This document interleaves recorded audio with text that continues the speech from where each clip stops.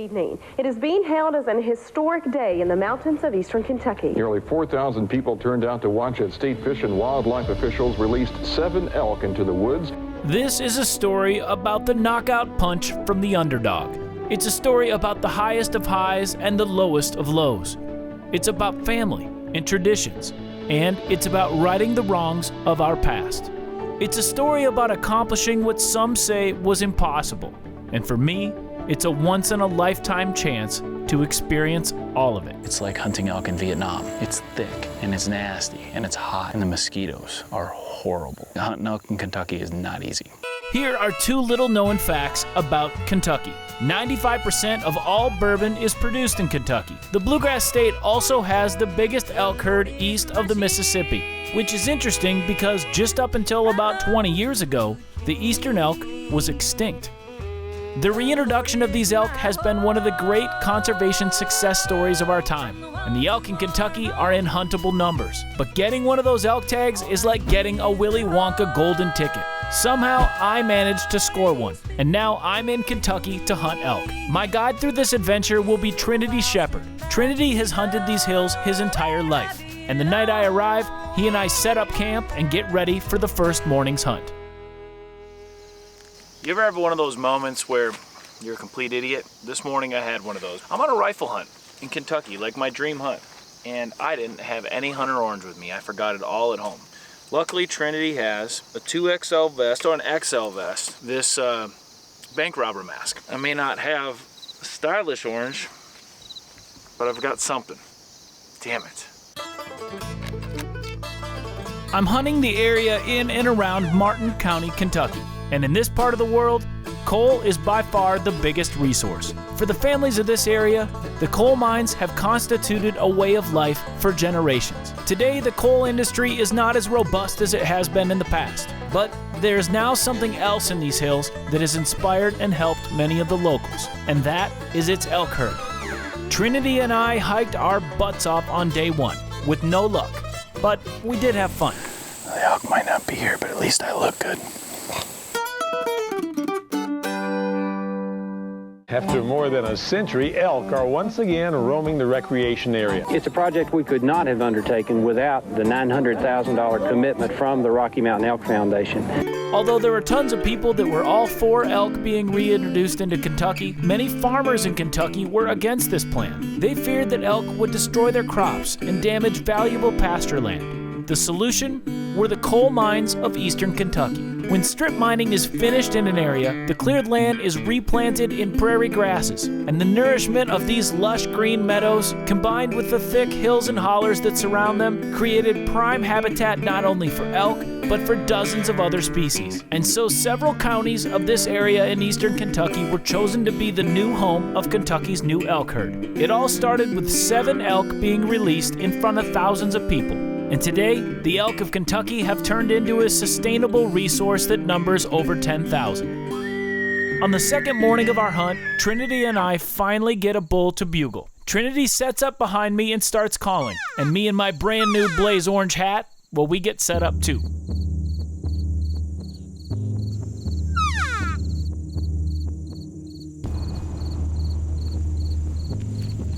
When this young bull finally shows himself, he's far from the giants that these hills have the potential for. But this is public land, and he is definitely tempting me. From this angle, I have no shot.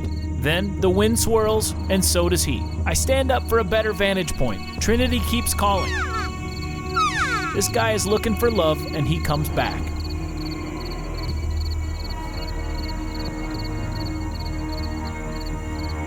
And then he sees my big orange butt standing there. One more second. That's all I needed. Would I have shot this bull? You're damn right I would have, and I'm not afraid to admit it. I'm not sure if it's a good thing or a bad thing that he went away. I'd have been happy with that bull. That was awesome. I just didn't have a shot. Yeah. This guy crawls out, calling all the way like a sweet cow you are. That's right. Yeah. I must have sounded real pretty. You sound real pretty. Nothing works up an appetite like a good morning of hunting. And back at camp, we're joined by my good buddy Craig, who also is hunting elk in this area. We are in the middle of nowhere, in tents, so it's up to us to cook the food, which ironically is one of my favorite parts of this kind of hunting. I mean, honestly, what says backcountry hunting camp better than cooking up a big old manly breakfast and then sitting and wolfing it all down with one of your best buddies? For me, that's what it's all about, being out here in the middle of nowhere with no cell service and good friends. That night, Trinity and I sat down by the fire, and I get a chance to learn more about what it means to grow up in these hills. You know, I've always played music.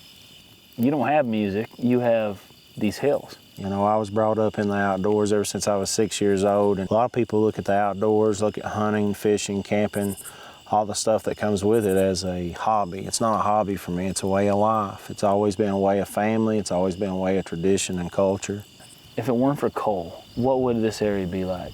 You know, I can't imagine an eastern Kentucky without coal mining. I always tell everybody I cut my teeth on a block of coal. My great-grandfather, my grandfather, my dad, all were coal miners. And my dad always worked real hard to try to keep me out of that. You know, not because he wasn't proud of it. Because it's a rough life. It's a rough life, and he wanted better for his son. Coal. Not just a rough way of life, but a rough, hard, dirty life. Coal mining in Kentucky began in 1820 when the first commercial coal mine opened in the western coalfields of Muhlenberg County. It wasn't until 1900 that the eastern coalfield began to be mined in Floyd County. The coal mining industry in this part of the world experienced rises and falls through most of the early to mid-20th century. The two world wars made for periods of boom. Following World War II, the drive towards mechanization and the Korean War pushed the industry even higher. However, American railroads and households soon began shifting from coal to oil and gas for their energy needs, and the industry yet again experienced a downturn. Today, though it's experienced periods of boom, heavy regulations have hit the coal industry here hard. And when that happens, the families that depend on those coal mines, they get hit worst of all. Coal mining, our cash crop, if you would, has also been a way of life.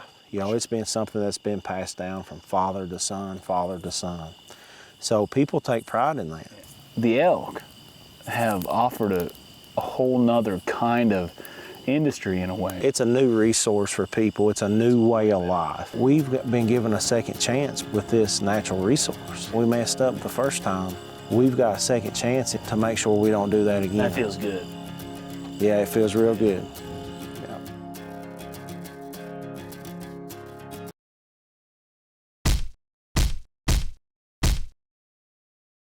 It's the third day in Kentucky. A little bit discouraged, honestly. It can always turn any day. After 4 days of hunting elk in Kentucky, it's like hunting elk in Vietnam. It's thick, and it's nasty, and it's hot, and the mosquitoes are horrible. We have literally been invaded by stink bugs. Why here at our camp? As if we haven't had enough trouble with the elk. Have been completely overrun by stink bugs. I can't catch a break. I've been in the heart of Kentucky coal country hunting for almost 5 days. So I decide to take a break and shift gears. I meet Paul Horn of Booth Energy, and Paul has agreed to take me down in one of their coal mines. But first, I have to go to school. Note the information that follows. It may someday save your life. Just got serious. It's no secret that going miles underneath the ground can be dangerous. So they're trying to teach me what to do in the case of an emergency. And as you can see, I'm treating that about as seriously as I treated things back in high school, which, for the record, normally got me into detention. Do you have this in a more fashionable model? I'm not a big fan of blue. Do you have like orange and camo? The one that you really use be black. Well, that's good to know, because I can't be seen with this. Can I take these home with me? Yeah, you can have them. They'll be yours. This guy's like, man, listen to me. This is serious stuff. Everybody's like, hey, go down in the mine. It'll be great. I didn't realize I was knocking on death's door here. This is a man door, Nick. This is what you'll travel through to go from an intake air course to a neutral air course, or from a neutral air course to a return air course. Just to keep everything isolated. Keep everything isolated. Right here's what on the lifeline. This is what you're gonna find if you're on the section. We've had a problem and the mines is getting smoky or whatever. Yeah. I'm not sure I understood any of that, but here I go. When we climb through the man door, the whole room is filled with smoke. The cones are smaller than I thought they'd be. And I feel around to find the cones on the line. Smaller than the picture. Pretty simple. So why am I doing all this? Well, just in case something bad happens while I'm in the mine, I need to know how to get the hell out of there. Well, I live to fight another day. And now, I know I can make it through 20 feet of mine. I just hope I can make it through 2 miles of mine. Here's a disposable cover hole to wear. There are 3/8, one size fits all. One size fits all. Although it does say 3XL right there, which one size fits all means it's really damn big. Yeah, what that means. And I could fit my wife in here too. I get duded up, suited up, tied up, taped up, buckled up, but hey, at least I won't get dirty. What am I doing? I do not feel very cool right now. But you're safe. But I'm safe. Coal mining ain't for the sexy or the cool, right? Right. Or maybe for the cool but not the sexy. I mean, I don't want to call you not cool. You probably call us a whole lot time you get done today. Nothing makes you feel more cool than walking into a badass scenario with a bunch of grizzled guys, until you realize that you have a big white suit on and everybody else doesn't. Then you just feel like you stick out like a sore thumb, which is probably by design. Because after all, even though it's safer than ever, coal mining is still very dangerous. These guys are veterans with decades of experience. And I don't know what the heck I'm doing. And if I'm honest, I'm really nervous. There are times in your life where you know you're out of your comfort zone. I'm sitting next to this fine gentleman, David, here, in my white overalls. I know that this is one of them. I'm going down in a coal mine. I'm from Minnesota. I'm not supposed to be going down in coal mines. I love you, Mom. If I don't make it, I love you. I'm getting ready to head underground with some of the toughest people on the planet into some of the most formidable work conditions there are. And it doesn't take me long to realize that whatever training they gave me has not prepared me for what I'm feeling. That's kind of intimidating. As we start to head down the mine shaft, the doors behind us close and seal us off from the rest of the world. And just like the Energizer Bunny, we keep going and going and going. The active part of these slope mines can be miles back and hundreds of feet down. There were tunnels everywhere you looked, but only one thing stayed the same. The only lights down here were the ones on our heads. It's crazy. We're back in here, how far? Around 3,500 feet. So we're pushing a mile back in here. When you start to realize how far down in here you are and the fact that there is zero light, it's a little disconcerting. I mean, we're talking zero light. Like, watch this.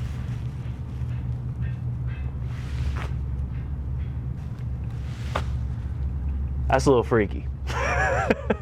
It's a good thing I got an old salty veteran with me. As we make it into the work area, I start to learn a few things. These guys mine about 5,500 tons of raw material from this mine a day. Down around, we're holding out, we never give. Just getting down here is a job all by itself. A lot of the guys I met started this job right out of high school. Their dads worked down here, and so did their granddads. They work hard, and they take care of each other. And they all look up to my new buddy, David. He's been down here for nearly 40 years. And the more I talk to him about the life of a miner, I start to think that maybe he didn't choose it. Instead, it chose him. The generations of people that have been down here. Did your grandfathers or fathers or anything work down here? My father worked in the mines, my grandfather, as did my great-grandfather. Oh, so you've heard some stories then? Yeah. You know, I could hear them talk about hand loading back in the up into the 50s. Were they literally like pickaxing it down here? Yeah. Are your kids down here too? I've got one son works down there, yeah. So that's 5 generations of people. Yeah. You were right out of high school? Yeah. Coming into this? Probably all of them straight out of high school? This is back-breaking hard work. Have you ever thought about doing anything different? Don't know nothing different. That's all I've ever done. I like it, enjoy it. Most of these people I've grown up around all my life, I've known them. You went from being a high schooler to the boss? Yeah. Did you ever see that coming? No. You're still thinking about it like, I can't believe they put me in charge? Yeah. You're a tougher man than I am, I can tell you that much. I don't know about that. That's a man. I'm just a guy in a white suit.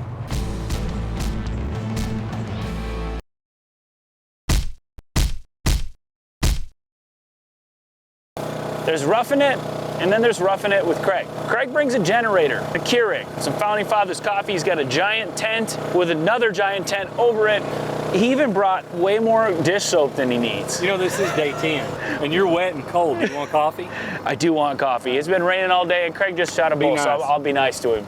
Yep, that's right. After 10 days of hard public land hunting, Craig went out and shot himself a big old Kentucky bull. And being the southern gentleman that Trinity is, he's offered to stay in camp and help Craig get elbows deep in you know what. And that finds me leaving camp solo to guide myself on today's hunt.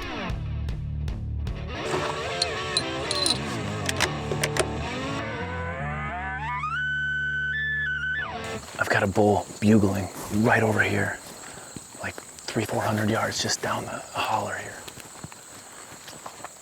Finally. As you've seen, this Kentucky elk hunt has not been easy. In 6 days of hunting, I've only heard and seen just one bull. So you can imagine my excitement when I heard that bull bugle back to me. And then I really got excited when I looked over the hill and saw this cow. And then, hiding behind a tree, I found the bull.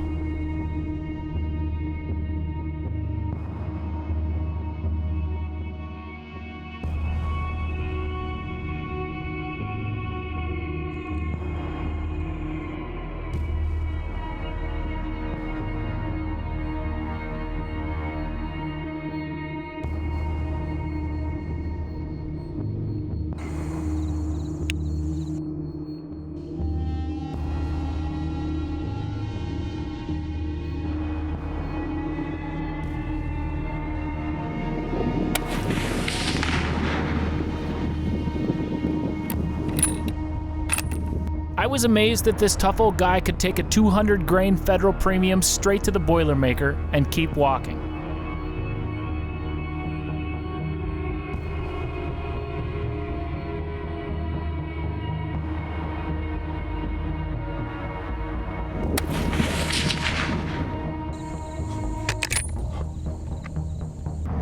He's down right there.